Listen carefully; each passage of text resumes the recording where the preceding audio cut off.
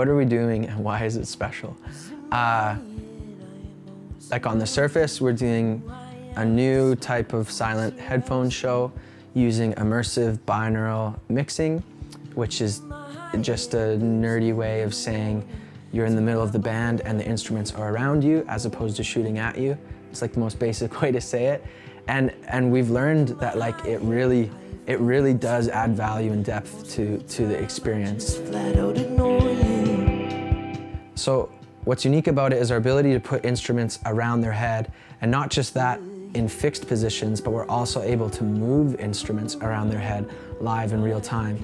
And what's kind of impressive on the tech end is that we're able to process this 3D movements around the subject in real time without latency. So all this to say, it's putting the audience in the center of the music and allowing the music to really engulf them is the idea.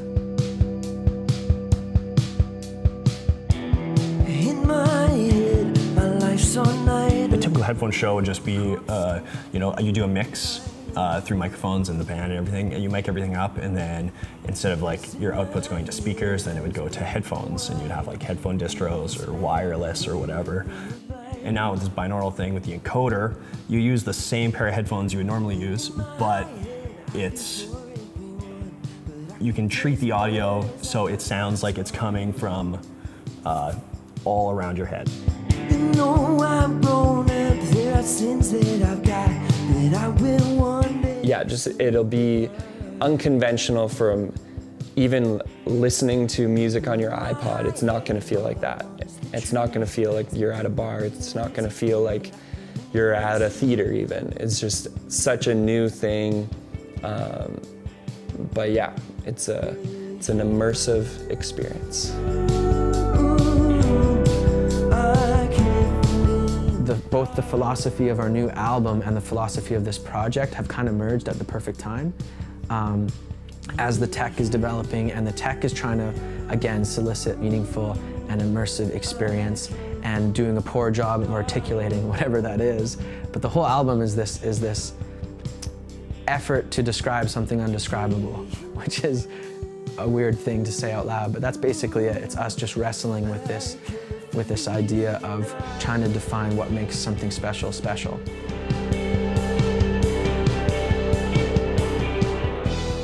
It's gonna be different. It's kind of nice to have something where you're just listening to it, just you and the band. It's not, you can kind of connect more with the band, I feel. You can get a more sense of the music, because, I mean, live is always a great experience, but having it just you and the headphones, I feel like is gonna be a really unique experience. So the way we have it set up is the console is processing all of the inputs, and then in the engine we have two MADI cards. So all of the inputs are processed, the direct outs are patched out to MADI. We have two MADI interfaces that are connected with two Mac Minis. And it's a fully redundant system, so they're both running in parallel, so if one fails, I can very easily, with one button, switch to my backup system, which is always following all my snapshots. Yeah, so a little shot of the snapshot page, super simple to use. Having all the plugin parameters on this encoder bank is integral. The integration of Flux with SPAT is fantastic.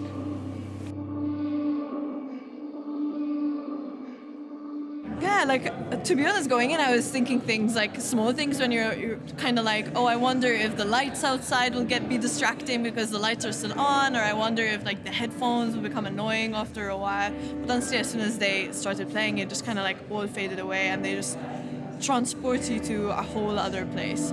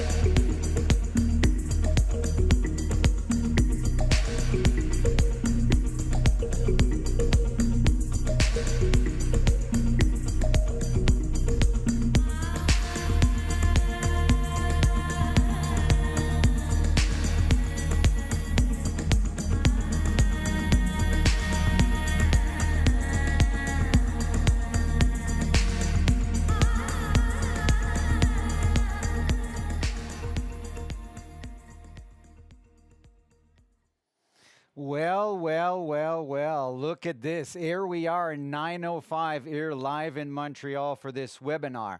Hope everyone is doing great. Happy to be here. Actually, it's our second webinar of the day on the introduction of a SPAT Revolution Essential. I am here live in Montreal, streaming from you. And we did this evening session, and you really wanted to make sure that we could cover, I guess, the after day in the West Coast, but really as well, our friends in Asia. I salute you, everyone, in Japan, in China, in Korea as well. We've been in a lot of users in Korea lately. We've been seeing a lot, actually, believe it or not, on the call with me, or I should say on the YouTube communication, on the chat, are two members of the family, of the Flux family, which are actually live in France, 3 in the morning for them. But one of them speaks Korean, believe it or not. So if you want to practice, you'll see a guy called Arsène. And Arsène is actually starting to learn Korean. So for people in Korea, feel free to jump in and get him practicing this. So our friend Nicolas and Arsène live in France will be answering questions if are things that are going on. We'll be doing a Q&A at the end. Yeah, my name is Hugo Larin. For the ones that haven't joined one of those webinars before, we ran a series at the end of last year on the introduction of the 20.12. I got the little message here. Aha, my friend Arsène is actually sending me the backstab for the Korean. Yeah, Arsène, time for you to practice your Korean. But go slowly, my friend from Korea, with Arsène. So yes, we did those at the end of the year. Last year, a sprint of webinars. So I've been missing those. 3 months of almost no webinars. This morning was a very, stressful one with a lot of things going on. And here I am back to you talking. Really great to be here, to be introducing this, SPAT Revolution, and obviously do a Q&A about it at the end. Quite a bit of things to cover, yes and no. I mean, I can go on. I have that tendency, of extending the conversation. We'll try to stay to the point and keep as much time as possible. But thank you, everyone, for tuning in for this webinar. What's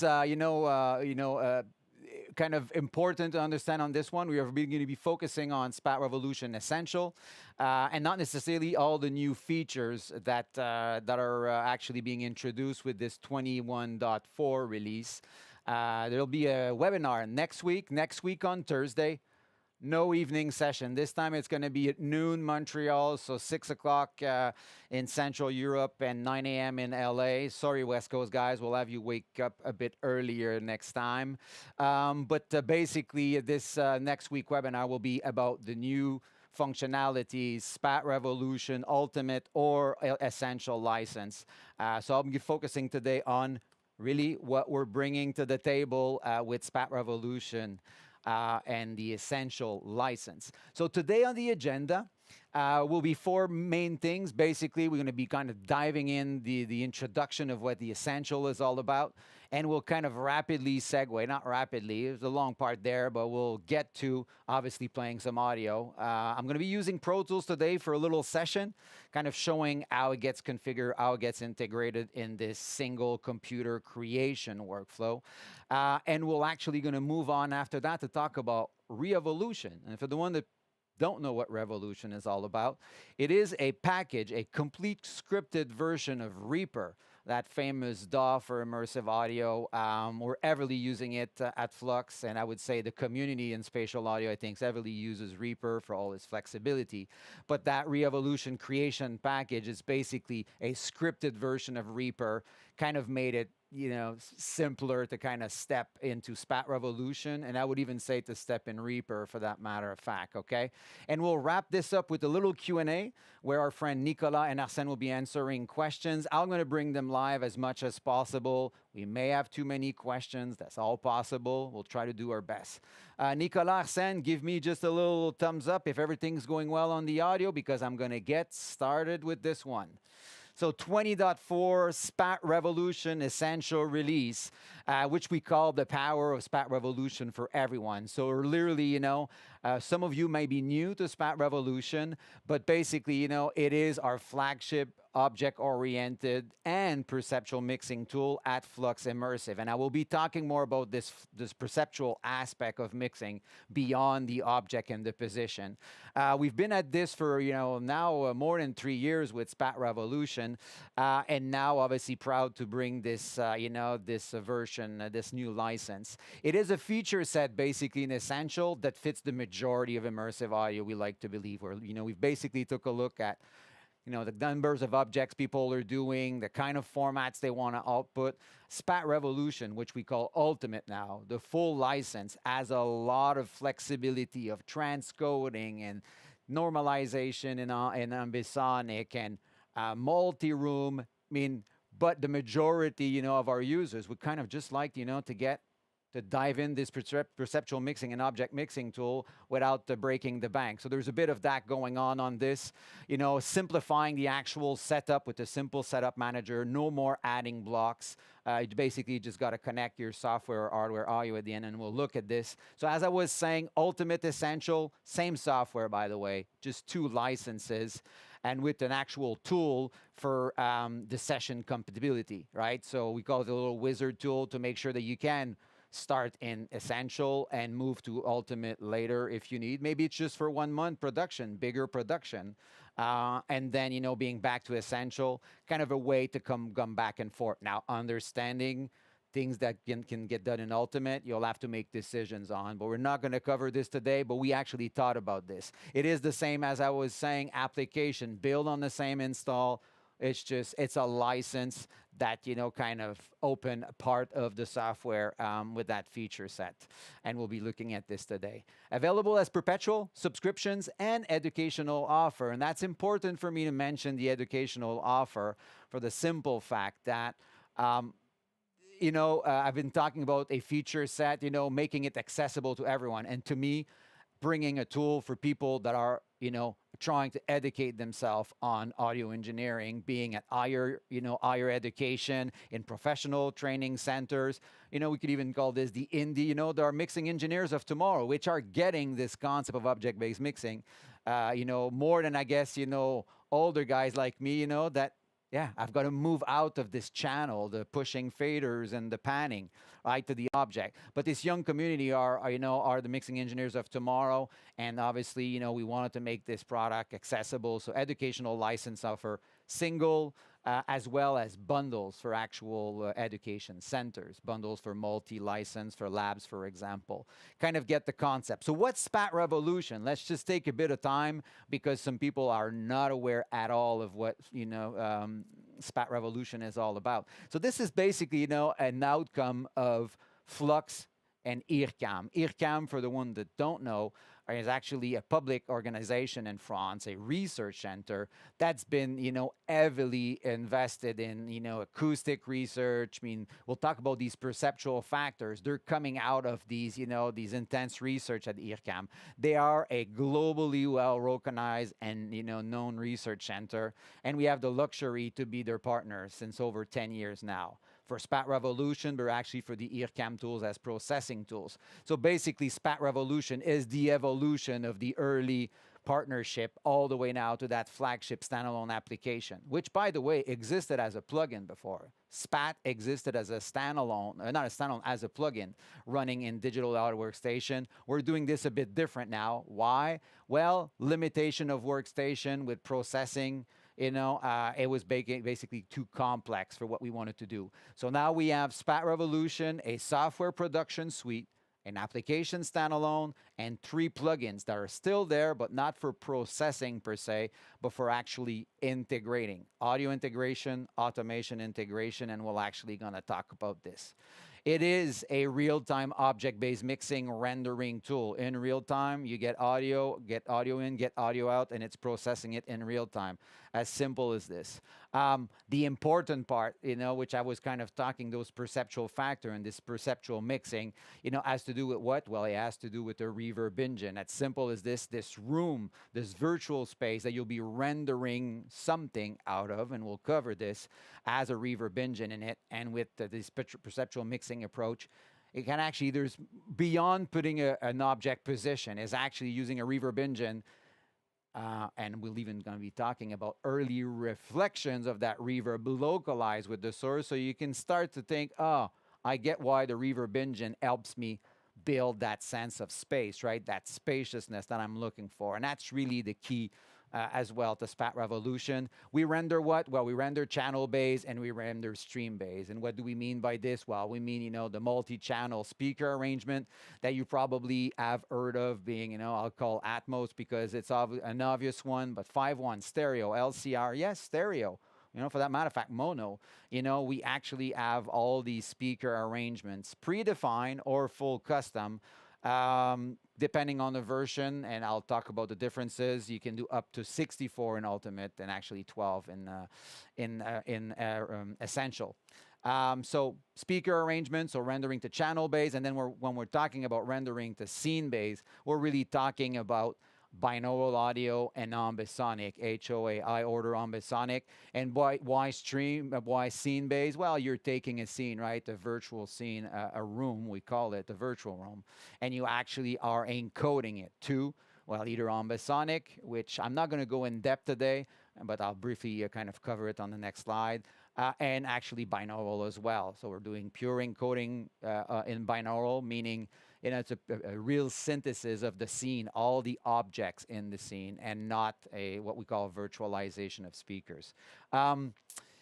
Yeah, so that is in the nutshell, what SPAT Revolution is all about. And I could go on for days and days on what this is all about. But let's keep the focus now. What can you actually do with it? Well, basically, what we're trying to bring to the table here is mix it like you envision it. And what do I mean by this? Well, mixing with your eyes. Now, someone will tell me, Hugo, we don't mix with our eyes, we mix with our ears. But I mean, your intent visually, representing visually what you're intending to do audio-wise, right? That's really kind of what we're talking about. There's an object live in space. There's a reverb engine that's simulating a room that this object is in. There's reflections. So this is what it is. We're going beyond moving a fader. You want to move a fader down? Well, no, you'll take the object and you maybe going to bring it further away, giving you a sense of distance if you want, playing with the level. Just a total different approach for, very creative results. So, and then obviously, as I was saying, you use the room acoustic to do what? Well, to create that depth, that actual depth as well, because as you're going to move your object further away, well, you'll actually get to hear the reverberation of it a bit more, right? Then you can play with those parameters as well. You can deliver spatial headphone mixes, So yes, binaural audio that, people sometimes like, what's binaural audio? Well, can I stream, binaural audio? Yeah, you can stream binaural audio. That's what we're going to be doing today. And, there's no special services for YouTube or any of the streaming platform to do this. It's 2 channels. It's the same 2 channels that you get in a pair of headphones. Well, not the same because those ones are encoded for your brain to decode it differently. But ultimately, spatial headphone mixes version of your creation is one of the things you can do. And that can be for a live, like here, I'm somehow live or will be live, it could be a live show production as well as a recorded production. So mixing your music and putting this online as my headphone mix, right? We've been seeing this on Spotify with artists pushing a standard stereo and the headphone mix version, may be an exclusive release, where there's a better experience. And yeah, you could just do it as long as the person is wearing a pair of headphones and he puts the right side, right? Right side, left, I guess. Is that it, Hugo? I don't remember. Yeah, it says left. Yeah, it says left. Left on the left, right on the right will be good with binaural going to you. And some people in spatial audio might be laughing. It may be obvious for all of you guys. Just want to make sure we're covering the basic here. Mixing multi-channel beds. And as well, or bed is, another possibility where you can use your room and actually decide to be rendering to a speaker arrangement. Could even be a speaker arrangement that you don't have, where you're going to be doing a headphone virtualization. Different than a pure binaural here is virtualizing those speakers and giving you a sense as you're mixing. I'll use this the example of maybe you want to do a 514 music mix and you don't have the .4, the 4 elevation in the studio, or maybe your studio's at home and your girlfriend or wife said, "No way, you're gonna put some holes in my ceiling to install those extra speakers." So she gave you only permission to buy 5. So guess what? You're doing a 5-1, as your bed, and you're going to simulate, you're going to virtualize what it can be. That can be done. Not saying that it's ideal, obviously. There's information. Yeah, sometimes Arsène pings me some information. I'm not sure what he means. Are you laughing at me or experience? What? What? Okay. Arsène, be more clear with your comments here. I don't understand. It's 3 a.m, friend. We have to give it a break. Are you speaking to me in Korean, Arsène? That's probably why I don't understand. So that is another option. And last but not least is delivering, Ambisonic. So delivering the scene in Ambisonic, being in Ambix or in B format or other Ambisonic time. We have a few different normalization options for the one that are into Ambisonic, but that's another option. Now, as you will discover, as we start to talk about the capacity, we're actually doing a single room, so different than Ultimate right now. We could right away say that if you need to actually do a Ambisonic, a binaural version, and a multi-channel version, you'll be needing to do multiple pass, which is not the end of the world, but that is one of the difference, I would say, with the Ultimate license, and other things that Ultimate, are outside of the scope of conversation. So now that we get an ID, how does it integrate? Well, it integrates either as a standalone real-time engine on a computer running with your hardware, because that's what it is. And some of you might be familiar with, the concept of having a DAW playback and a renderer. I'm going to mention Dolby again because that's an easy one, right? They are proposing in some scenario a dedicated machine to render. And that's obviously the ideal scenario. A lot of inputs, a lot of automation, video tracks in the workstation, right? For larger deployments. We're doing quite a bit here, as far as spatial processing, plus the reverb engine, plus handling the automation, and calculating this in real time. So in some scenario, we indeed have a dedicated machine like we would have in a live scenario. But the advantage of this concept here of this, as a standalone application using the hardware I/O is that, you basically are running on a Mac OS or Windows, so you can pretty much deploy it on any machine. And you use the core audio and ASIO driver, so you're not bounded to a specific, input into this. And you can obviously use your physical or a virtual, so being Dante AES 67, AVB Milan, I should say, or talking about MADI audio interfaces and so on and so forth. Basically, you come in as hardware and you come out as hardware. That's the base. But we obviously recognize that there's the need for creators to expand their digital audio workstation workflow and not travel to laptop on the plane, or when they're creating. So the goal as well is to provide a single machine setup where you're basically using SPAT as an expansion to your DAW of choice. We'll be talking about Pro Tools Reaper. We try to do as much as possible. And you could see it as well in some ways as the ability to go beyond your workstation. And why do I say this? Right now, if there's some users out there listening to me thinking about Cubase, thinking about Ableton Live, thinking about Pro Tools standard version, not Ultimate, or thinking about any other digital audio workstation that do not have a 5.1 bus, that, you've been kind of, I will say stuck, but you've been bonded to this mono or stereo or using the limitation. Well, you'll see kind of when I start to show in Pro Tools how SPAT kind of becomes that multi-channel panner that you don't have.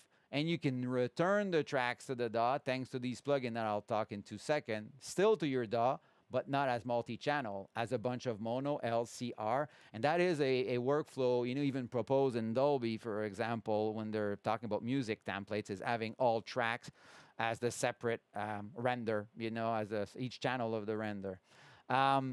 So back to this, sorry, just a little. Everything is going good, yeah? I speak fast. Some people may say, Hugo, sorry, I have my friend in Asia as well, and I should actually be reminded to go slower. Sorry again. And even for the Americans that may be listening here, with the French-Canadian accent, You know, sometimes, you know, it may be difficult to listen, but I'll try to behave in the speed. But back to this talk on expansion of your DAW, well, how do we do this? Back to that suite that I was talking about earlier, SPAT Send, SPAT Return, and SPAT Room, which basically, you know, are there to do two things. Two first ones, send and return, they bring you audio path from one back to from SPAT to the DAW, and we'll see this today. And then Room is the extra one. And the three of them, Send, Return, and Room, are actually passing on all the automation. All the parameters of objects, all parameters of room can be controlled in the DAW, automated, recorded. You do a movement on this object-based 3D view, you're moving an object, you're writing it in the DAW. And that's what this is, basically, tying both together, not just in automation, in audio as well. So to do this, and because there's some complexity that comes with it, no doubt about this, you have to respect specific routing to make sure everything is synced. We're basically making, you know, a single product with two applications right now, right? Which we don't control. It's a DAW from someone else. So there's a few things to respect, routing, and so on and so forth, so everything is in sync and it's good. And to help you do this, we are providing DAW templates. I can think about Avid, Pro Tools, Ableton Live, Logic. I think we need to update a few. There's Nundo merging, Re-Evolution Reaper. We'll talk about Re-Evolution today. The list is just a few examples of templates, basically, and we'll try to build more over time. But the goal is, if you know, basically take the time to educate yourself with our user documentation, you'll understand what are the few things you've got to respect, and you can from there create your own session. You know, you don't necessarily need to be imposed. And if you don't want to deal with this, and it's your first time in immersive audio, I would say, you'll have a look at, you know, Re-Evolution, jumping into Reaper, script of Re-Evolution that we're providing, and that will get you past some of those, you know, hiccups. You're a composer, you don't want to think about the technicalities too much of it. That's definitely a great step instead of being stuck in the bus and the routing. And third, well, talking about integration, that means that we'll potentially need an actual external, you know, piece of gear. And that piece of gear could be what? Well, that piece of gear could be, here I've got the space map controller from Meyer Sound, which is OSC control. That could be, you know, your controller could be a tracking system if you're live. It could actually be, what else? You know, a iOS remote. There's a lot of things. Could be a live console, for that matter of fact. You see them. It could be QLab, right? So depending what you're trying to do, there's obviously a variety of OSC devices out there, and you can obviously, we are all based around OSC, so bring OSC in the equation to do your live console integration, to do your, you know, show control with QLab, with Space Map I use here. I'm not even talking about Lemur, but Lemur iOS remote. We are making templates for that as well. That's another way to actually integrate an OSC and beyond tracking systems, leap motion. We can go on for hours there.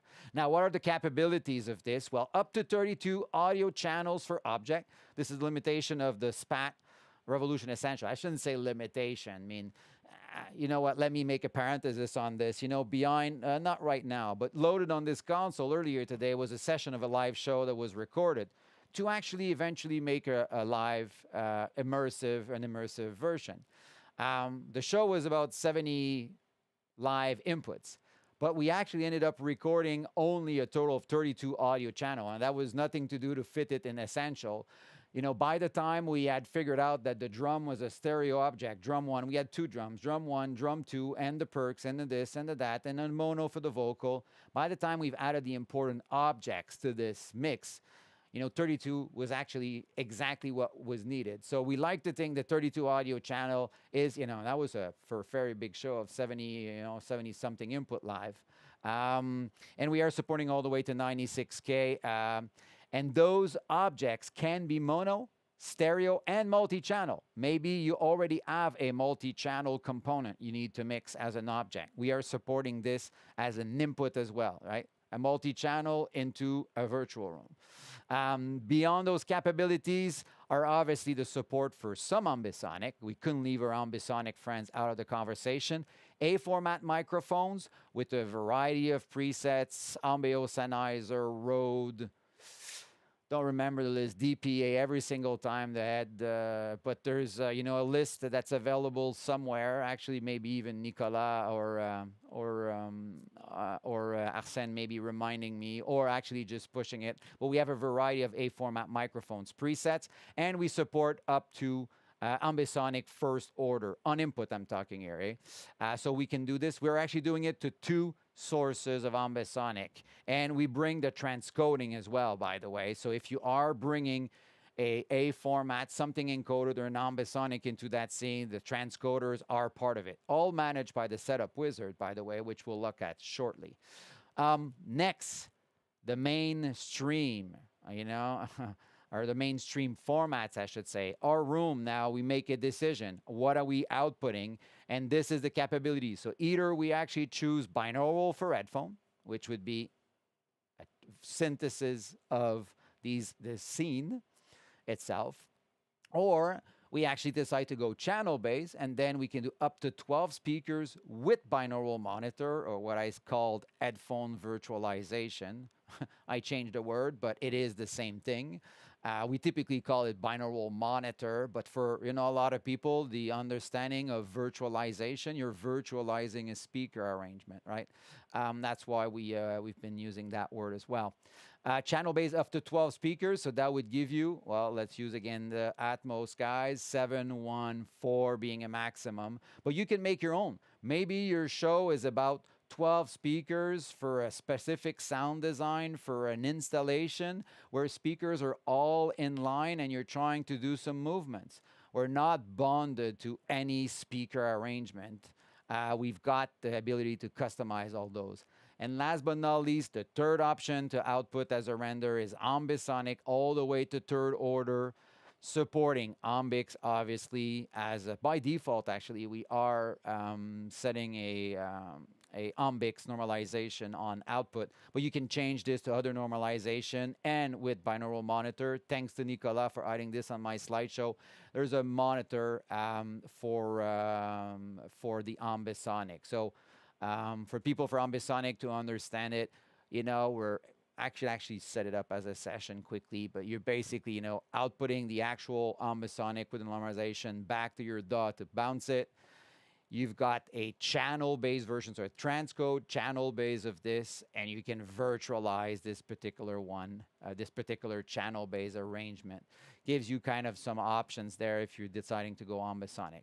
And what's interesting about all this is, and we're actually going to jump on the getting started right now, is that all this is managed by, number one, a setup wizard. You don't need, if you modify, even for modifying, I want to change to Ambisonic, you just go setup wizard, change my room to Ambisonic third order, gets reconfigured for you without screwing up your mix, by the way, your objects. It keeps the reverb setting, it keeps the object, it basically just changes the stream type output.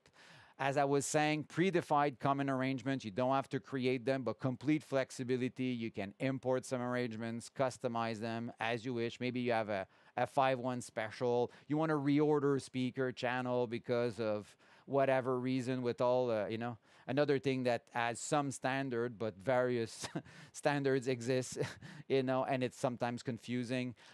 Matrix for managing, we're talking about confusing channels. Well, a nice matrix to manage this I/O, in the case of I/O anyway, where things go.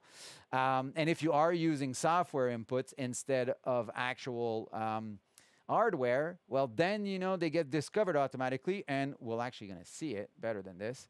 And you just drag and connect to the actual sources object, and it'll make more sense in 2 seconds. And as I was saying, change on the fly. I want this in binaural now. So if you want to do another pass, to do another bounce, another print, you could do it.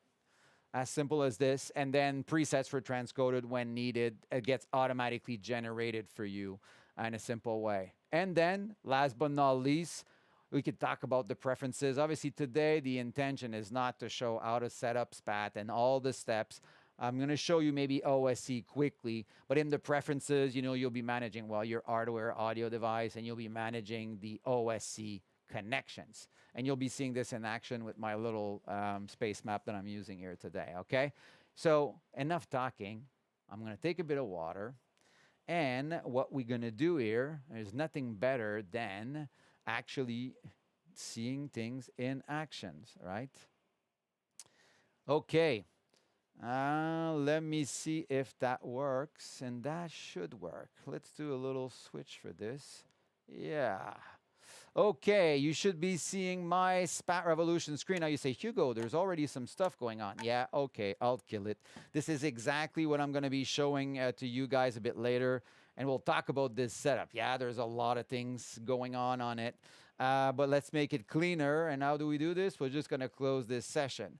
All right, back to this home page where you can create a session or open a session. For people that are familiar with SPAT Revolution, this is new. Home page with an history of recent session. All the resources are there as well. Thanks to Nicolas, I was actually involved making sure this was there. The user documentation, DAW integration templates and tutorial, OSC control templates, live console templates, and speaker config examples and scripts for one that are interested. All there from the home page. Create or open. We'll go for create for now. We'll open the session later when we start to play with it. Creating a session opens a simple setup wizard, as simple as this. And the only decision I need to do here is say, well, what do I want?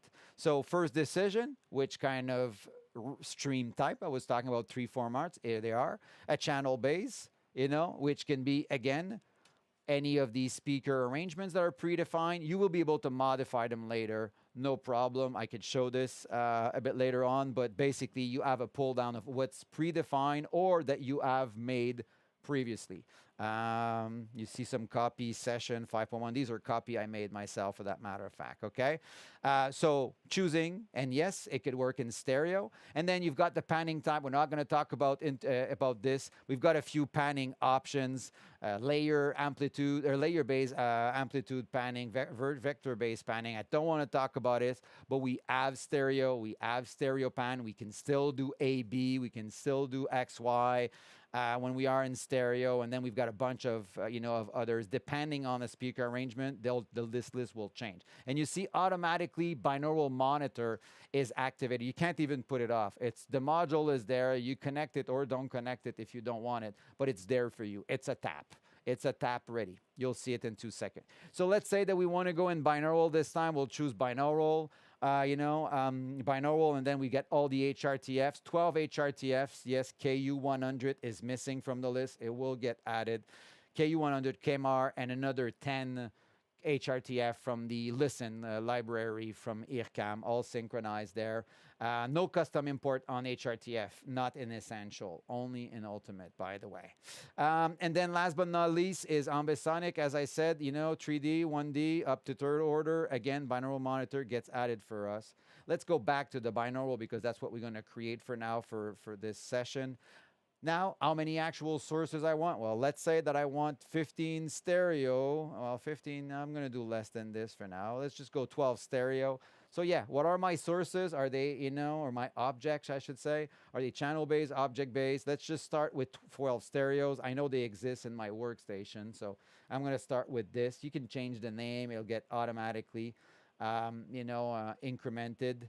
Simply, and then maybe I want to add, well, let's say that I've got a recording that was an Ambisonic Ambeo microphone from the show or from the performance. Well, I can actually add an A format right there, and I can go on and add whatever I need. I could actually add an Ambisonic.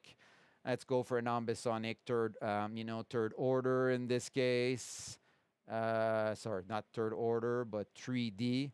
I should say 3D, 2D, yes. Well, dimension 3, yes, 3D, and single order. And that's it. We are done. And you can keep plus, plus, plus, and do 1 mono, 2 stereo. You're building your object order, by the way. So, if I do 1 mono, 2 stereo, this is how I can build it. I can always go back to this. You can see the channel count. Now I am at 32 channel count. I'm the max. And I've got 1 HOA sources. We have a limitation of 2 HOA in this version. Next step, okay with software. That means, yes, I'm okay with this. I want to connect with software I/O, meaning digital audio workstation. Or no, okay with hardware. And okay with hardware, we're actually going to create the input blocks, and you'll have a matrix. We'll show it to you after. Or cancel if I don't want to do it. So okay with software inputs. Thank you, SPAT. We're done. It's loaded. Let's just go look at that setup page. So you see what happened, basically, and don't bother on the inputs on the output for now. That's the only portion we have to manage now. But the blocks in between are already there. These are stereo objects, are all created. You're not going to need to spend much time there. You've got the NAV format transcode right there, or NAV format, I should say, a NAV format transcode that's feeding an object. For this particular microphone, and same here for the transcode for the Ambisonic first order. For people that are into Ambisonic to understand, we have no choice but to transcode this before to get into the room itself, because it is channel-based sources or objects that feeds that room, right? We're trying to respatialize here. We might want to spin the thing, so we need to transcode it to something, and we have variety, of transcode options there. They can be seen right there, by the way, okay?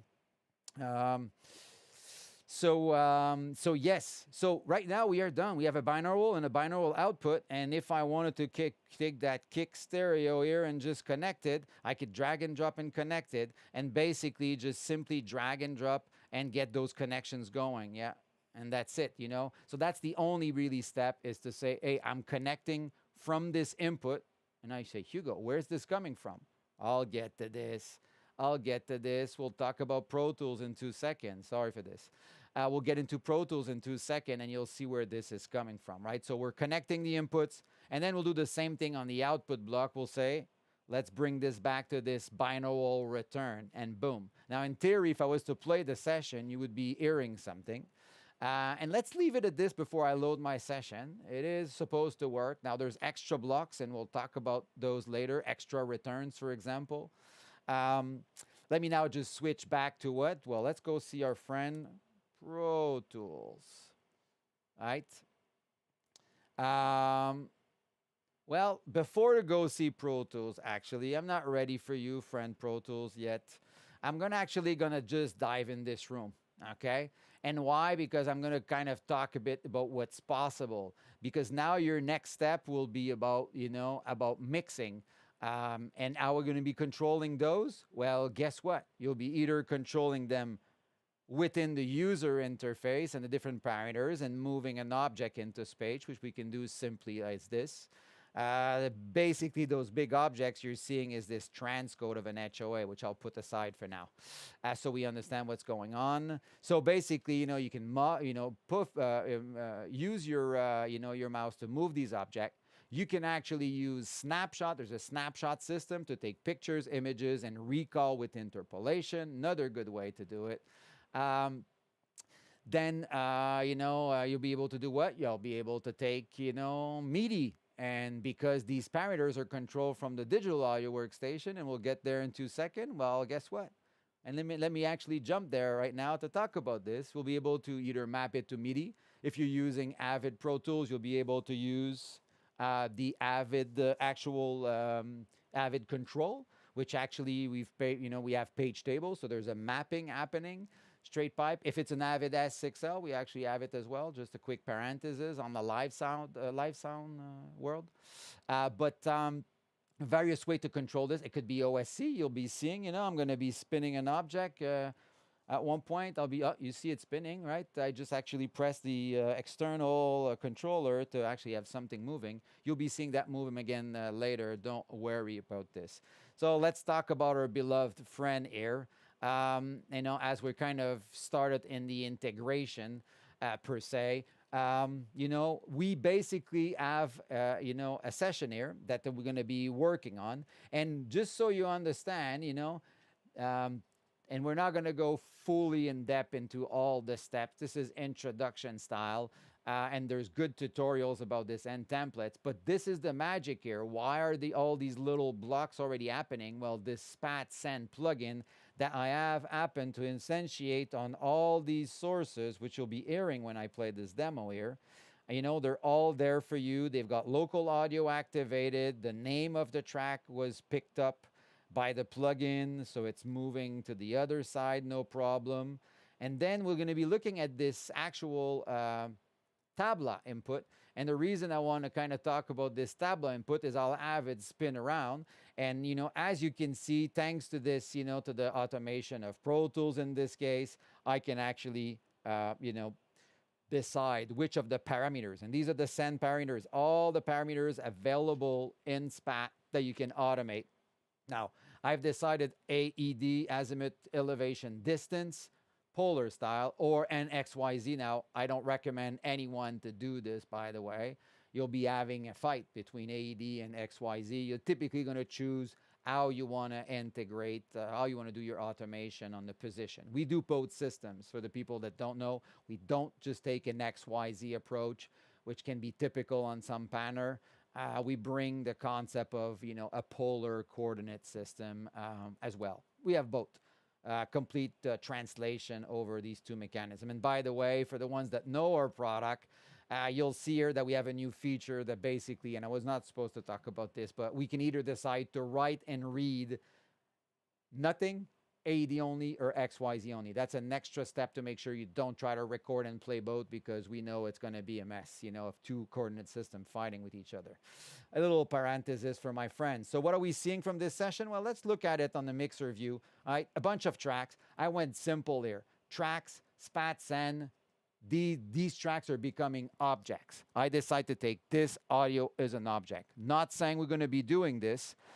And you know what? Because we're kind of talking about it, I could decide to take the approach to actually have some auxes that are used as objects. For people that are familiar with the Dolby Atmos objects, we could have your SPAT stereo mono multi-channel objects. This would be a cleaner way to build a large session. You got multi-thing going on, some automation. You want to keep your track clean. And I'll show it in Revolution later. You're typically going to send this audio to the objects. We have the new Pro Tools track preset as well to cover this. Just a little parenthesis. Thanks to the little folder of Pro Tools. We love that one. About time, some people would say. And as we're touching on the subject, you see here my monitor 5.1 or whatever monitoring, but my binaural return here, again, is this SPAT return. And as we probably want to know, how am I actually streaming? Well, we've been streaming using audio movers today. Thanks to the audio movers guy, by the way. Just a little parenthesis. We had not tonight. Our friend Jean-Loup is sleeping tonight. The one that scripted Revolution was with us today, streaming from Paris. And I'm actually streaming within the studio as well. Just, moving audio out. And this is what is being picked up in OBS. That's what you're going to be listening to when I get that started. I think that could make sense for you guys. So yeah, my masters, my two masters. Now, a little parenthesis here. For my friends in Pro Tools, non-ultimate version, and even people for the Dolby workflow, this is the example of taking multiple mono tracks to return that 7.1.4 or 5.14 or just 7.1, whatever, to do a multi-channel back to your DAW. Same would work for, I would say Ableton Live or any DAW that do not support more than 2 channel. That's what you saw on my session, right? So this is it, right? What you saw here on the setup, these are it. These returns that I can do, in this case, they're mono, and there's even some intelligence in this. Let me do the demo because my friend Nicolas worked quite hard on this. So if I go on the setup wizard and say, you know what, Hugo, you want to go channel based this time. So whatever I was doing in my object or my room per se won't change. What will change is the output, and I'm going to choose, what am I going to choose? Hugo is going to go for 712. Let's do that. Which is the typical maximum bus configuration for Pro Tools, Ultimate anyway. And we have options of panning. We're just going to leave it a default vector-based dual band. We could be using LBAP. Let's do LBAP. Doesn't change anything really right now. This not change? Okay. Let's see if that works. Yes. So now I have an output. And I'm going to disconnect this for a second because that was not happy. I should have done this after. No problem. Get send return. Okay. So now I have an output, this Dolby, 712 output, which I want to return. And thanks to this little intelligence, Nicolas, cross your fingers, I've connected one block.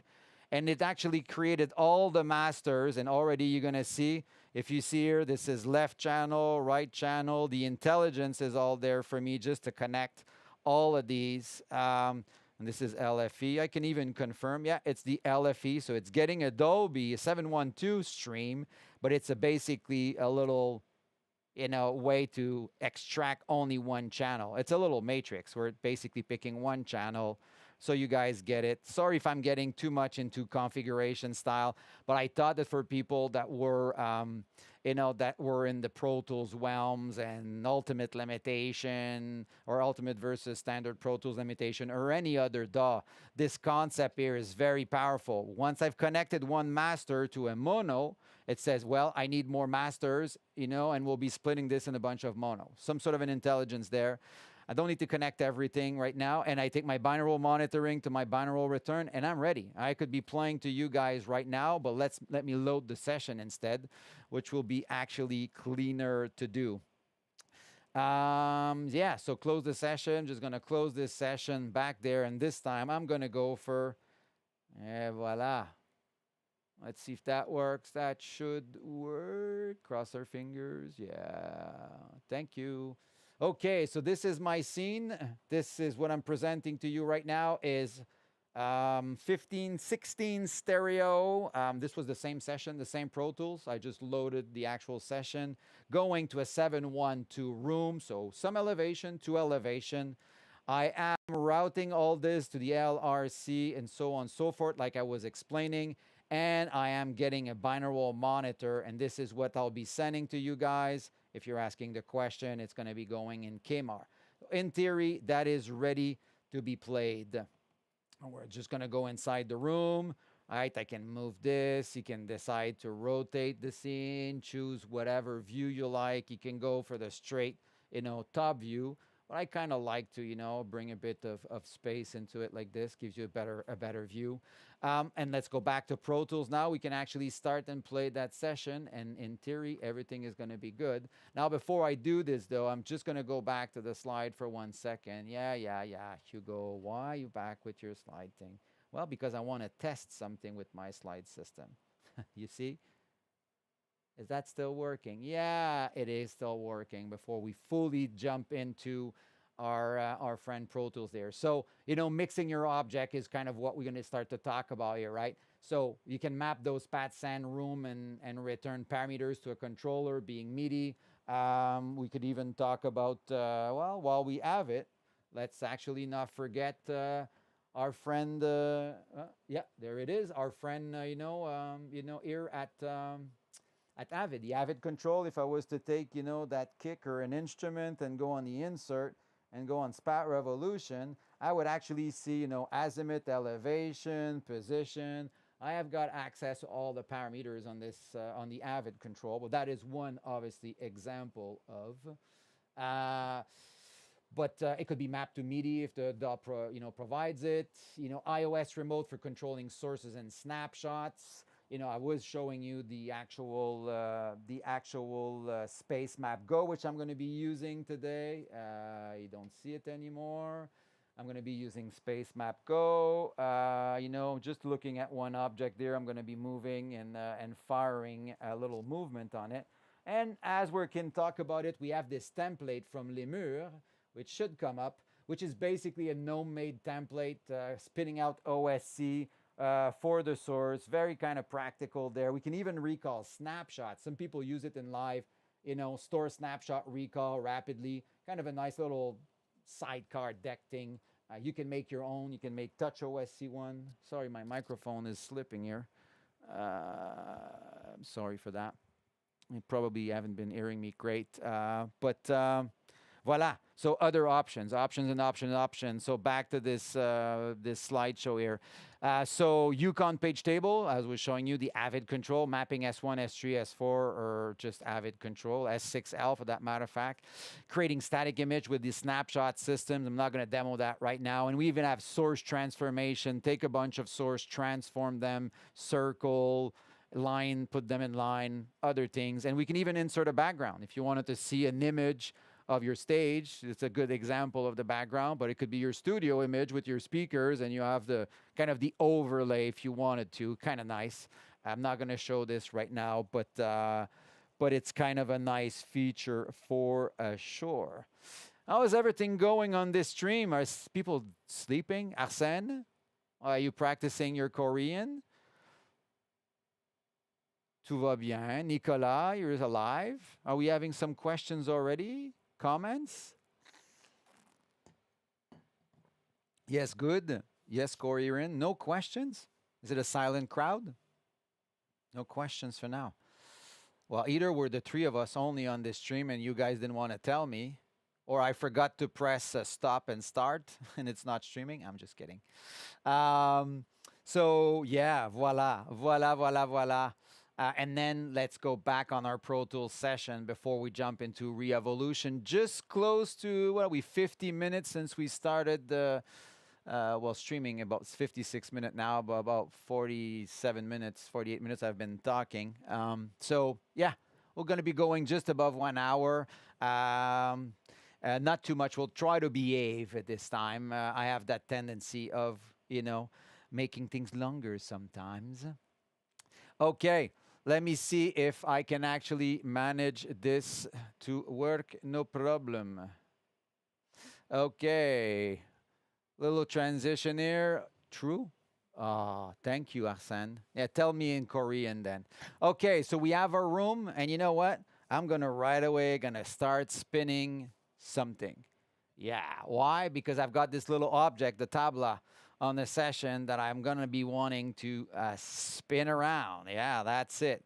That's this object there. I've got this little azimuth rotation going on it. Little, effect, that's going to be just spinning slowly. I'm not a mixing engineer. This is not my session. This is thanks to a Crumble.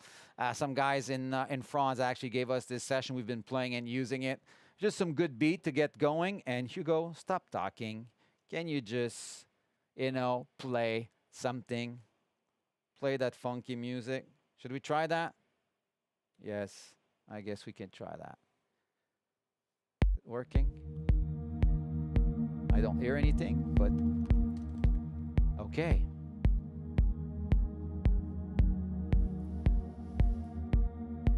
Good. Well, let's switch back then to SPAT. It's way nicer to look at, I guess. And actually could do a little solo on this. I've put my headphones, it's always better. Oh, it's not playing yet. It's coming. Come on, little tablas. There it is. I knew it was coming. I was too fast for it.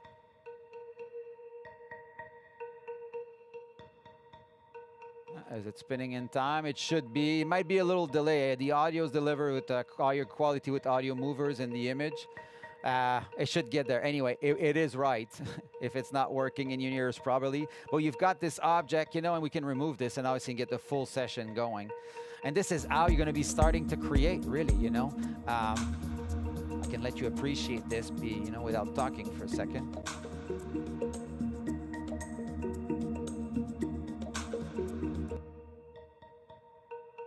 Could add some reverb to it if I really want to add some crazy tail.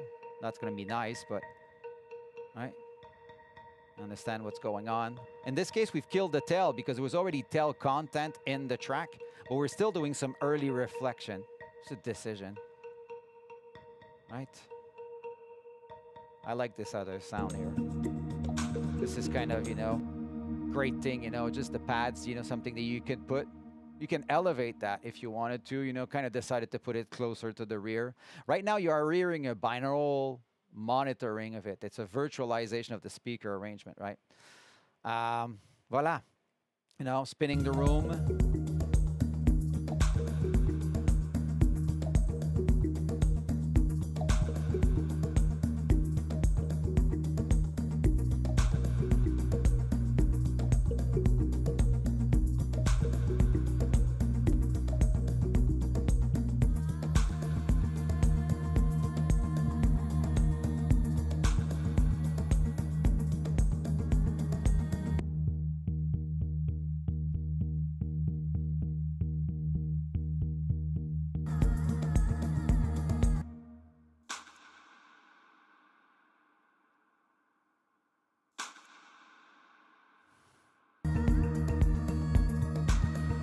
Right, so you guys are getting the concept.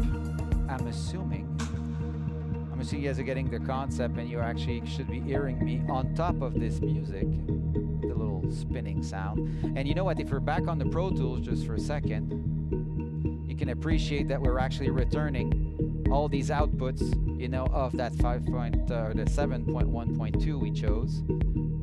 And we have a binaural return. Now, I'm not doing the monitoring thing. That was just an experiment on that session. But, and as you saw, I didn't patch it earlier anyway, right? So that's it. All right, so what I've been showing here, quite simple. I've been showing how to create, you know, or expand your DAW capabilities, really, you know. And if I wanted to change the format, as I said, you know, you saw we do it in the setup wizard. You just change it to a binaural. Be having the, you know, if you want to have a true binaural, you can change the speaker arrangement to binaural, and that's it. Okay. Do we actually have questions? We could actually kind of start with some question if we have some. No questions yet, my friend? No? Well, actually, we can ask if people want to ask anything about Pro Tools before I jump into Reaper. No? Good crowd. You know what? And just for the sake of it, I'm going to kill my friend Pro Tools because, sorry, Pro Tools, I don't need you anymore. He's gone. Why? Because we're going to be moving into another workflow now, and we'll be moving into a Reaper workflow. Kind of to express, you know, some of the differences, but really appreciate something here. And what we want to appreciate is this beautiful work that was done by our friend Jean-Luc Piquet and the team, obviously supported by the team. Oh, Pablo has a question, which I can cover right now, but we have a real Q&A session at the end, but I can take this one right now. That's a good question, a very good question about reverb. So I'm going to take it right now before we go on Revolution for Reaper. So the question for Pablo is, if we want to use a third-party reverb from the DAW, do we need to use the objects too? Well, that's a very good question. And my answer to this would be, you know, the way I like to approach it anyway, is that, you know, the reverb engine in SPAT, you know, for me is there to bring this sense of localization, support early look, reflection with the actual object. I'm basically building a space. Any reverbs that I would like to have as an effect, you know, I'm going to call it as an effect, or any effect for that matter of fact, being reverb or others, that I would prefer to have something very specific because of the timbre, because of whatever reason. Well, you can treat it as an object. Your reverb, if it's only a stereo reverb, better if you have a multi-channel reverb third party. You know, you take this and bring this as an object, and you obviously kill the reverb on the reverb unless you're, you know, but, well, for your delay, maybe, your delay line may be in the SPAT reverb, but obviously, you know, you'd be basically closing. I'm going to show it to you, Pablo, okay? Pablo del Pozo. ¿De dónde? Latino, probablemente, del Pozo, de España o de Latinoamérica. I want to know this. Arsène Nicolas, let me know. Pablo, anyway, salutation from Montreal. I'll make sure to show you, but you kind of saw me, you know, killing the tail. Well, we'll kill the reverb on this object. So your reverb input from your DAW, yes, you can still use them, and the more channel, the better, right? If you have a pleasure. Now, another question, Junichi Oguro. Can I use binaural to expand spatiality? Not sure I understand the question. Binaural to expand spatiality. Not sure I understand the question. Maybe Nicolas, maybe you understood it a specific way. You know, or maybe, I'm not sure, Junichi, exactly what, yeah, Nicolas as well. But, you know, there's translation here, you know, French-speaking people, and then, you know, maybe, you know, we're not understanding. To expand spatiality, well, the thing with binaural audio, you know, is obviously the capability of, you know, taking this virtual room, the object into the space, and encode this so your head believe it's there, right? Because it's encoded. Now, sounds are coming on both ears all the time, and that's the interesting thing. It's the fact, the way that it's encoded, that scene and all these objects. Each objects are, if you want, synthesized, and everything is encoded to give you that sense of space. To expand spatiality, totally. Totally. To me, I was talking earlier, you can create your music in stereo, still using the object-based approach, stereo mix, stereo, object-based. You deliver, and then bonus. Let's work on depth, spaciousness, something more fun, maybe some spinning element. You don't need to do 8D audio spinning all the time. Some people like it, others don't. It doesn't need to move necessarily. It depends what you're trying to create. And sometimes it's just a subtle movement at subtle places, but it helps you build that space. And you can then make a binaural version. And as I said, you could upload this onto the streaming platform. So sorry, Junichi, if we did not understood the question, but feel free to ask it. If my answer was no good, we tried our best to understand the question. We have other questions, maybe? Difficult to sense distance sound.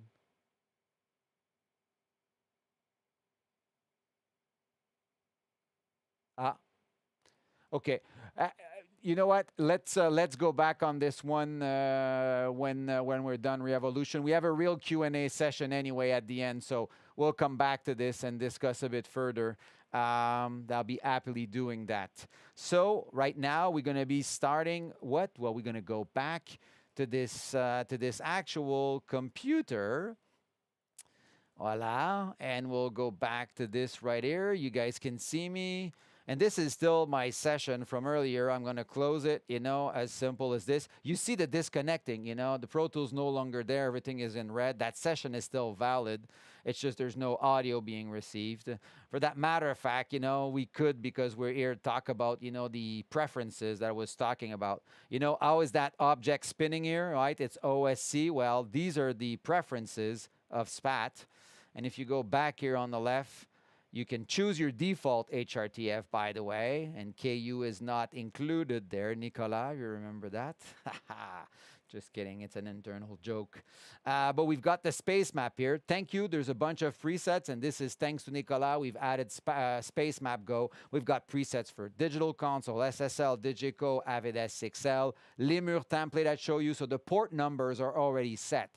Just makes it simpler for port configuration and stuff. We have it for our plugins as well, right? Because as I was talking a bit before, when you're using two computers, we did not talk about it really, but when you're doing two computers, it means that your audio goes from this computer to this one using MADI, using Dante Virtual Sound Card, but the automation still needs to travel between both.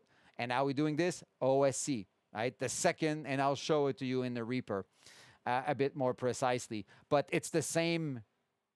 Basically, the concept is that you can start on a single computer and then decide later, oh, the production's bigger, I need video playback, go to a second computer dedicated to SPAT, and nothing is broken. What was in the session, the automation will then get passed in OSC instead of locally. So on the network of computers instead of internally in a local environment, okay? So little OSC connections. My audio device are right there. Could be, black holes here, virtual cables, Dolby Audio Bridge, aggregates, whatever.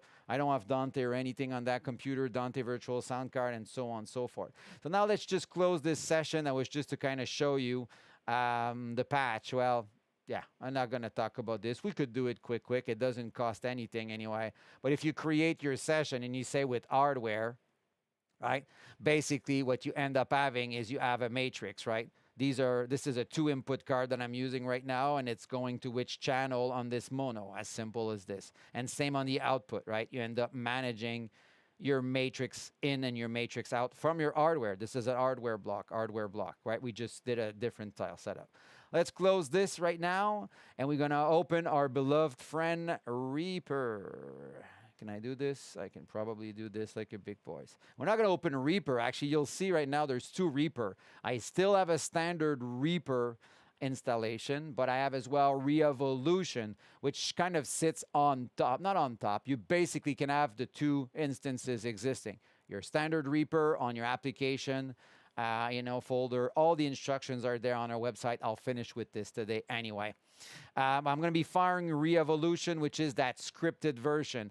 And, just back to this conversation, what, are we trying to do there? Well, we're trying to do a few things. Simplifying, Reaper can get, it did not like the booting, sorry. No, Reaper did not like it. Okay. We wanted to simplify the routing. Yes, I saw that, Reaper. You weren't happy. Okay. No, I don't want to download. And no, I don't have a license. Sorry. This is just an eval version. Here we are. And here we are in our Reaper environment, no session. And basically the goal here was to, to make a version easier to jump in. If someone is used to other automation systems, jumping in Reaper can be intuitive. And, or even dealing with setting tracks, in Reaper, is it a mono, a stereo, and just dealing with the channel routing is a different kind of dynamic. So there's a lot of things that were done there into Revolution, including some little preferences for the synchronization of both. But it is a Reaper, the way you know it, and there's some great documentation on it. I'm not the specialist at it. I'm just going to show it to you, And you know what? We decide to add some tracks as we're building a session, as simple as this. And these may be instruments of some sort. And so one of the things that it does is you can rapidly say, hey, this track is, oh, sorry, I didn't click at the proper place. Did I?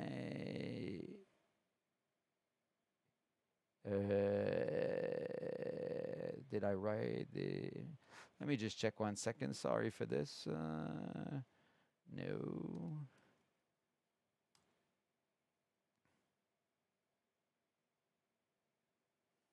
Yes.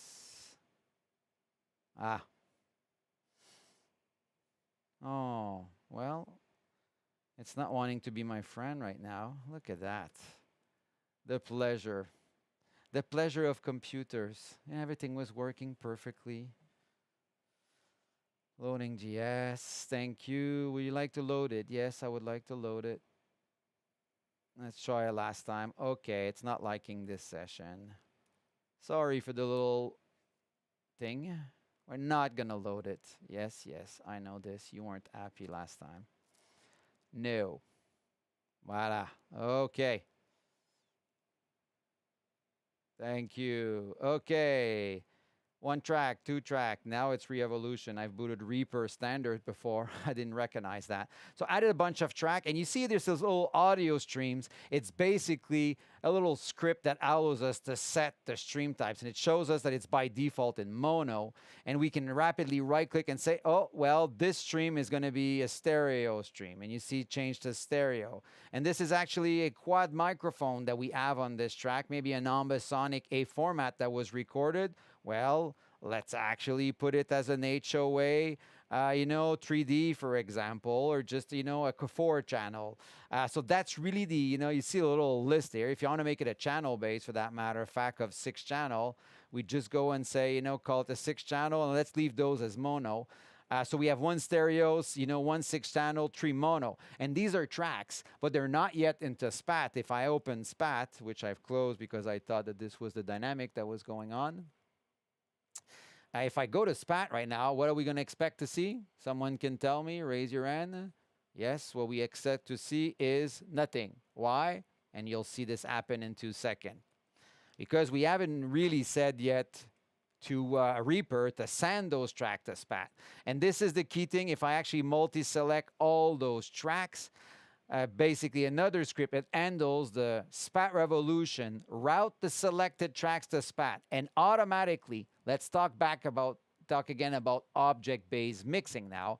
I showed you this in Pro Tools, having objects as your send, a mono, a stereo, the drum kit. Well, the same thing happens here. A bunch of aux tracks or tracks were created to deal with SPAT integration as objects, and they have the proper format right away. They should have the proper format right away anyway. and they don't, and I'm not sure why, but they should. 6 channel, well, maybe a little something. We'll go see what's going on. But let me actually talk to you right now about the SPAT, and I was talking about the enable and disable. You see, I've disabled it and it disappeared. And when I disabled it, by the way, my OSC connections are right there. So this was the concept of alternating from one to the other. Yeah, well, it played a little trick for me on this one. I just changed the format here in Reaper. For people that know Reaper, I just basically, changed the... Oh. Thank you, Reaper. Little something is not behaving like we wanted here, but yes. There you see, I just changed it to a 6 channel there, right? 5.1. So, yeah. This is our concept, with the Reaper and Revolution integration. A bunch of things have been done on automation as well. Jean-Loup was there today. We've listened to a session that he just mixed, which was great. Actually, a song that I love. I actually kind of felt it was some inspiration of Muse, but, he kind of talked about, some inspiration with King Crimson. But 5 new songs that he's was working on, and we chose one. Unfortunately, he's sleeping. And he needs a sleep. So that's it. I need to do a return. Same thing, I'm going to add a track. I'm going to tell this track, you are let's say, you are a binaural return. Binaural stream set was done. And then I'm going to say return from SPAT Revolution, receive audio. Boom. Now, if everything goes well, in SPAT is a return. It's called stereo. Doesn't need to be called binaural. It's a 2 channel. And that's it. That's all. I need to connect everything. Well, let's build a setup wizard, right? What do I have? I have, right now, it's a 3 stereo, 1 mono, and 1 5.1. Channel base 5.1. LRC, stereo, boom, boom, boom. I want a binaural mix on that one. On the KMR is fine. Okay with software inputs. And there you are, right? I made a little boo-boo. Oh, that's okay. Setup wizard is there for that. Yes, I made a little boo-boo. It was the opposite. Well, you could say, I no longer want these 3 monos. And I want instead, 3 stereos. And then I want, let's just say I want 1 mono. Is that better now? Hugo, you've got to be watching what you're doing. Yes, stereo to stereo, stereo to stereo, stereo to stereo. That's the only connection that you need to manage. Your 5.1 right there in this mono. I didn't do it in the same order. The output to this. And what you would expect to happen. You actually see that things are in sync. And you say I just started the time code, and you see the time code running in the bottom. We basically got full synchronization. I don't have an audio track on this one. I did not plan to go on a deep demo on it, but just kind of to show you. No, you can't do this. No, okay. Yeah. So that's it. So you guys are getting this. I've just built a session. Obviously, if you had already your tracks, you would just, and they were already set, you could just select, multi-select, send to SPAT. It creates the objects that they created for us here. It did not behave like I wanted to, but close to it anyway. It worked on the return. We could start this again, but I want to jump on the Q&A. But yeah, create the objects, return. You need another return again, New track. Let's do another return this time, and let's try to push the technology. We need a 12 channel or a 10 channel for the 7.1.2. Okay, 10 channel. And then I say, let's see, receive audio from SPAT. Is that working? Yay, 7.1.2. Now I'm in binaural. I can change my setup wizard. Say, no, I want to go channel based this time, right? And I want a 7.1.2, my 7.1.2 session. Okay, with software.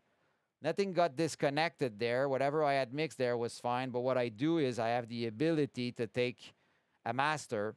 Yeah, that's something we have to work on, Nicolas, by the way, what I just showed you, what you just saw here.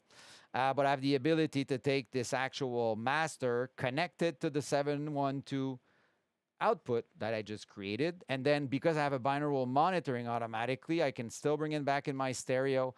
And there you are. I've just kind of reconfigured the render and the return, obviously, to Reaper, which I'll be, doing, my patching and my audio. And I'm not going to get into this right now. So, voila. Anyone still online having some questions? I think we're going to be starting to kind of wrap this. We're above what we now, an hour and 10 minutes on the talking. That's more than enough. More than enough. Let's see what we've got for you. Well, we've got that for you right now. Q&A, we'll take more questions. We are a bit above time. Difficult to sense distant sounds in binaural. I don't know, maybe Junichi, you were referring to the near. Pablo has more questions. Pablo has some real questions about ADM. We'll take this in 2 seconds. Junichi, I'm not sure, I understood the question. The difficulty to sense distant sound in binaural. I don't have experience on this particular subject, on the difficulty to sense the distant sound. You're probably referring about, near field and those, maybe you've seen, the near field, far field concepts, and different type of binaural. I may agree a bit with you with what you're saying, but I'm not sure exactly what is the point on this here. Or what would you like to express on this one? So feel free actually to email us or take the conversation on the user group for sure. Would love to understand this and have maybe a deeper conversation. Pablo did not tell me where. The Ecuador. Oh no. That doesn't count. De Ecuador, pero de Toronto. So a Canadian, a Canadiense, how do you say Ecuador I can't say that. De Ecuador in the Toronto. Well, Montreal salutes you, Pablo. Can we create an ADM file from SPAT Revolution? No. But that's an interesting question. What you can do is use obviously the software, the DAW. We're not currently, recording because doing an ADM file out of SPAT Revolution would mean they record the audio objects and the metadata, which would be interesting, which will ultimately mean that you don't even need a digital audio workstation, or only for playback, or for that matter of fact, you could be playing an ADM and obviously rendering it. So that is the answer, no. That said, we've been working with various softwares. The EarCam, for example, as an ADM recorder, player, and renderer. And we've been using it. And the metadata, to understand the workflow, right? The audio flows as standard audio to the application, to the recorder, to create the ADM file. And the metadata comes from SPAT as OSC. And that will bring me to the next conversation, right? Creating ADM file right now is basically possible in digital audio workstation, as you probably know. It was obviously a Dolby thing. Back to this conversation, this question of ADM. Right now, I can take a Dolby ADM master, play it in the EarCam player, and render it in SPAT, in a SPAT binaural with the reverb engine. I get the metadata. There's not much information. It's just the position, but I can add the SPAT object properties and build something. I have done this from Dolby ADM masters. So we're getting somewhere with this workflow of an export and an import or a player. As you know, most probably Nundo has released, some extra support on Dolby recently. Merging Pyramix have done the same thing. Pro Tools does input and output, so import, export. The only step missing in Pro Tools is that Pro Tools Spanner only speaks to, not going to mention the name. But in Nundo, if you've been following Nundo 11, there's actually the possibility to connect to external renderers. And SPAT Revolution in OSC, and by the way, there's an ADM OSC grammar that we support. Actually, that we're the initiators with other rendering engine. And actually, it's a large work group right now to standardize OSC as messages for the metadata and standardize the message. But it's already in Nundo, and it's already in Ovation from Merging Technology. I don't think it made it to the Pyramix system yet. Yes, I knew, but it's coming. I spoke with the guys from Merging. Thank you for precising, Nicolas. But it's done on the Ovation system. For what? To map the panner of the workstation with an external software such as SPAT with the ADM OSC. So we've got this right now advancing, currently not in Pro Tools. I can't wait to see Pro Tools offer external renderers, obviously SPAT Revolution, but other products as well, you know, to be able, and using the ADM OSC grammar initiative from the industry would be the perfect way to do it. So to answer your question, if you want to create an ADM master tomorrow, I would say Nundo is the best way. Nundo with SPAT using the ADM OSC integration. There's a document on our user group documentation for this. Still lacking some tutorial. This is new from Nundo. And, but you can take the Nundo approach of object, create with SPAT, map to the panner, and then export an ADM in that format, which you can re-import. I don't know, Pablo, if your question was specific to the Dolby workflow or not, but I am a firm believer of ADM files with audio and metadata. I create a file. Instead of delivering an Ambisonic, I deliver an object, a speaker agnostic, you know, if I potentially, or a bass bed, or depending how you want to structure it. Doesn't need to have a bed, but to have something agnostic of the rendering format. Big believer of this. This is why, together with Radio France, El Acoustic, we started this ADM OSC initiative, which is now, by the way, a larger work group. I can't disclose the name, but there's at least 15 manufacturers around the table to standardize this. So it's making progress. And it's even in discussion around ABU about this extensions for, we call it live production, but for that matter of fact, it's for metadata messages over OSC, which is a very well-used protocol in audio, right? Sorry, it was a bit of a long answer, but you got me excited with ADM. So the answer, I could have actually said no. Will we eventually really do it inside SPAT? Maybe. But right now, there's great tools, you know, playback and and more digital audio workstation that are taking that leap. And most of the time, we need a player anyway, so we don't want to rebuild a digital audio workstation too, right? So, but I get your comment. Very good question. We'll take good note of this, Pablo. Gracias. Oh, I think this is Satoshi. Is that Satoshi? I think I saw Satoshi. I should go. Can you communicate? Can this new version communicate mutually with Ableton Live by OSC? Can this new version communicate mutually with Ableton Live by OSC? Well, with our plugins, yes. I don't know about well, I know in Ableton Live, there are some, I'm not a specialist in Ableton Live. There's obviously, you know, the Max objects, right? If I'm correct, and Nicolas is going to correct me. And there are some ways to do OSC straight in Ableton. Now, the way that I was showing you, what does the bridge of OSC with any workstation is actually our plugin. So if our plugin is in Ableton Live, yes, the answer is all the parameters of our sources will be mapped to a MIDI controller or mapped to the Ableton Live.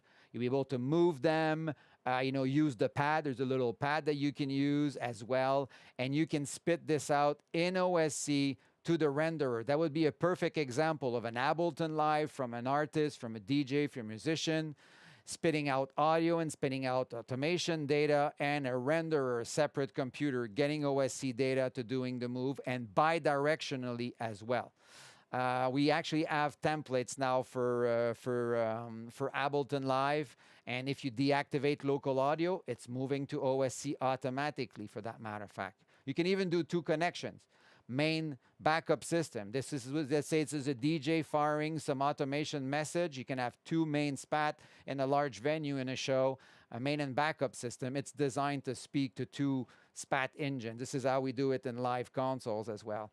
I'm not sure if this was Satoshi. I thought it was Satoshi message, unread message. But I think it was a question from Japan, if I'm recognizing. Yes. Is it Satoshi? I thought I saw Satoshi come by the word, but maybe I was not looking the right thing. Okay, do we have more questions? Korean question, Chinese question. It was Satoshi. Yeah, that's what I thought. Satoshi-san, you get my salutation here from Montreal.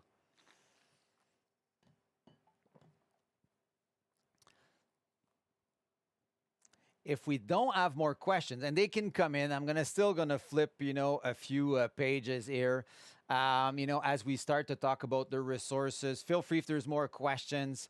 We're getting close to the end here.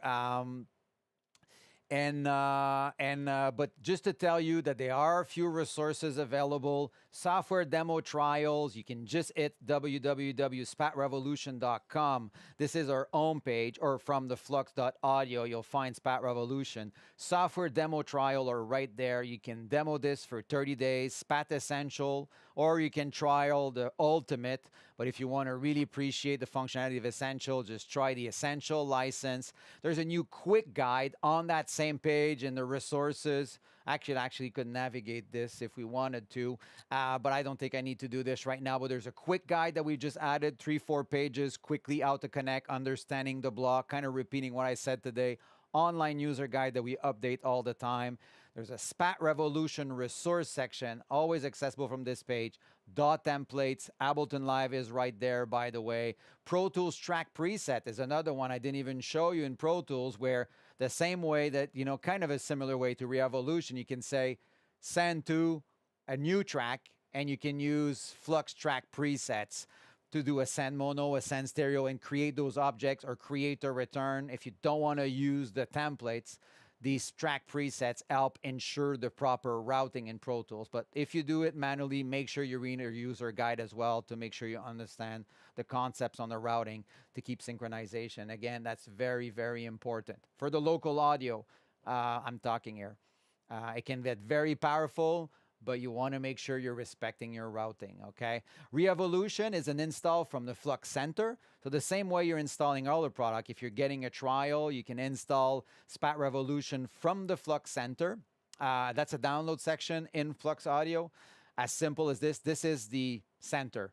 All plugin, all product, update, downgrade. It manages it all. There's one place to think about installation. Plugins, standalones, different format, Wave Sound Grid platform, AX DSP platform, VST, AX, AU, they're all there. All formats, all installers, it manages all for you. Quite powerful. And Revolution is there. Although it's not a product of Flux per se, it's a product for the community. We made it with Jean-Loup, our mixing engineer. It is available as well on Git. Actually, the link is probably on the Revolution page. You'll find a Revolution page on flux.audio as well. So if you want to collaborate, if you're a Reaper guy, you're scripting, there's things that we're not doing properly, you would like to make better, you have ideas, this is a project for the community. It's not just a Flux, we own it. We just wanted to give it a little spin to make it easier to do integration, right? So this is it. And as I said, there is another important session that's going to happen next week, next Thursday. And that one will be specific on the new features of 21.4. Now, we won't be specific with Essential, but we'll talk about Essential, Ultimate. It's a live webinar, only one time in the day, because it's difficult to have all the team in France, at 3 o'clock in the morning. But that brings me, obviously, to the point of thanking Arsène and Nicolas, who has been on the chat with you, answering questions, making sure I can be streaming to YouTube, checking the YouTube studio. So, yeah, that was pretty awesome from those guys to wake up at 3 in the morning. We wanted to give more flexibility on the schedule there. But next week will be in the day, so 9 a.m. You can see the time on the slide, 9 a.m. LA, and the other times. And we'll be talking about what's new. We'll talk about that, the protection zone, the radius, how we're changing this. The new presence information that you get that you may have seen, that's kind of new. And a bunch of other things will kind of clarify this for SPAT Revolution users, going kind of in a deeper conversation. Talk about maybe some bug fix as well, as they always have been, because bugs is part of softwares. Yay! And man, when you integrate multiple workstation, we have to keep, updated all the time. And we try very hard, I can tell you this. So anyway, I want to thank you, everyone. Welcome you to join. I'm sure that our friend Arsène is going to push the link to this webinar next week. for you guys to join. It was a pleasure to be with you. Again, my name is Hugo Larin. I'm based in Montreal. Thanking you with the team, Nicolas Erard and Arsène Martinet. Thank you guys again for joining in. Arsène, I hope you did a good job on your Korean today, or in the middle of the night. Now go to sleep, both of you. I'm going to do the same. It's 10:30. And by the way, it's curfew. I'm going to be going back home illegal. Hopefully, they're not going to catch me because I don't want to sleep in the studio tonight. Thank you, everyone. It was a pleasure. It was a real pleasure to be with you. I salute you again. And we're actually going to be sending you a little audio presentation just to wrap up. This was Akagera Jazz Project, another use of SPAT Revolution. And we wrap up on this. Thank you, everyone, again.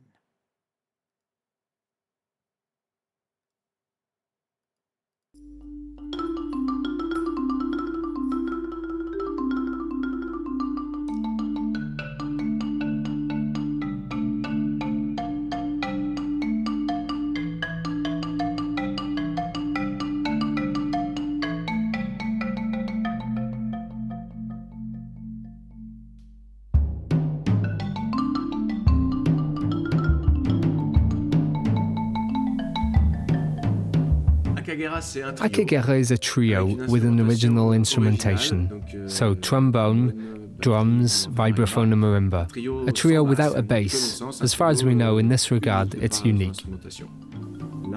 Here we're lucky enough to have this opportunity to do this first creative residency and to work in collaboration with the sound engineers and all the Flux team.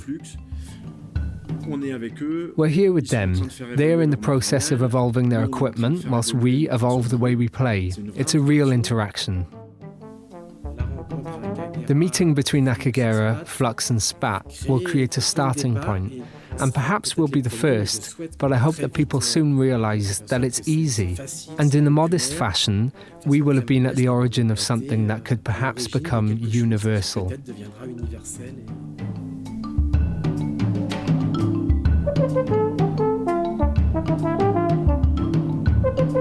The difficulty for Akagera is to create a show around their album, which was created as a trio, and to try to project into the future, to say to ourselves, how are we going to be able to use this technology?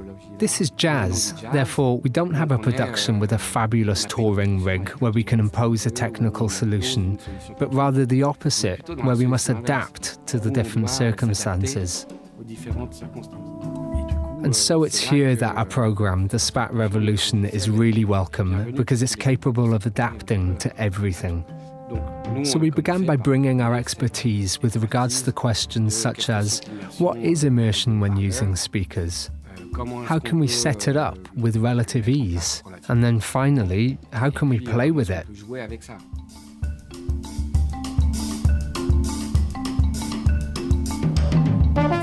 It's necessary to keep up with the project from the word go. Perhaps tomorrow there'll be other things, there'll certainly be other things, even more ambitious projects perhaps, but to begin with, the idea was to see how this can work, how can we begin? So we weren't going to take out a profusion of speakers in such a small venue. We needed something more adapted to accompany them. But once again, it's about doing something viable. Already in doing nothing more than relatively simple things, we realise that it demands a great deal of effort and equipment and a lot of setting up and so on.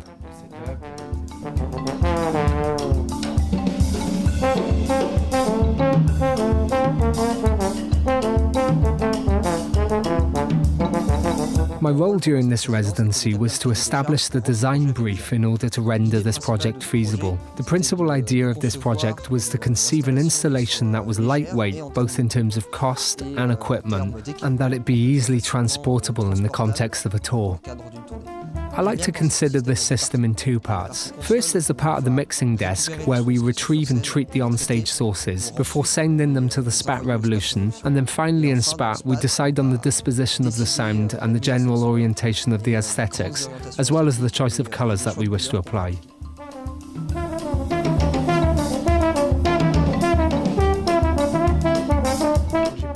My role was more one of technical support, behind the mixing desk a little, on the SPAT, as well as on the Lima interface, which enables one to control the SPAT over distances from an iPad. So on the Lima, we worked in pairs with Gail. Him developing new things on the SPAT Revolution, while I applied what he was developing directly onto the Lima interface.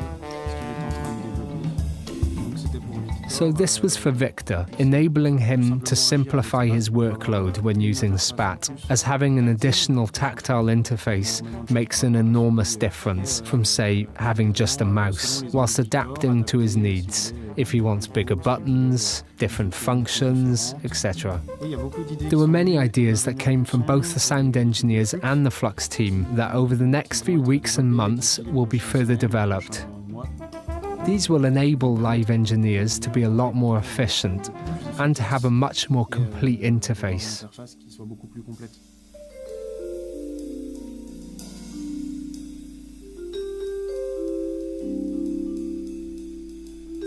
What was really interesting about this project was the fact that we ourselves are in the process of constructing the tools. So we get attached to seeing how the sound engineer must adapt in order to follow the musicians, and vice versa as we put the tools in place. So we're there on the sidelines, adding functions, testing. It's great.